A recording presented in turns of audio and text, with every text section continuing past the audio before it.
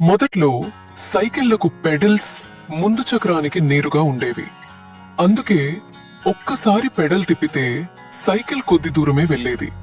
వేగంగా వెళ్లాలంటే చాలా అలసిపోయేవాళ్లం. ఈ సమస్య తీర్చడానికి ఇంజనీర్లు ముందు చక్రం సైజుని రెట్టింపు చేశారు. దీనివల్ల ఎక్కువ దూరం వెళ్లగలిగిన సైకిల్ను నిలబెట్టుకోవడం కష్టమై చాలాసార్లు కింద పడేవాళ్లు. 1860ల ప్రాంతంలో పారిశ్రామిక విప్లవం వచ్చినప్పుడు సైకిల్ నడిచే తీరు మెరుగుపరచడానికి గేర్లు వచ్చాయి.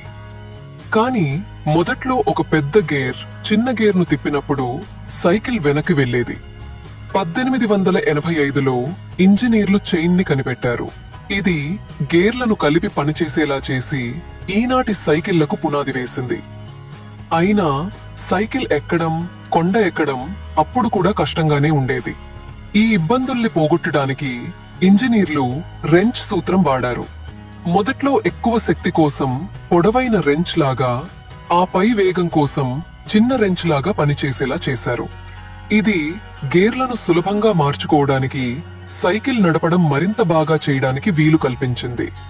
అదే మన ఆధునిక సైకిల్ కథ.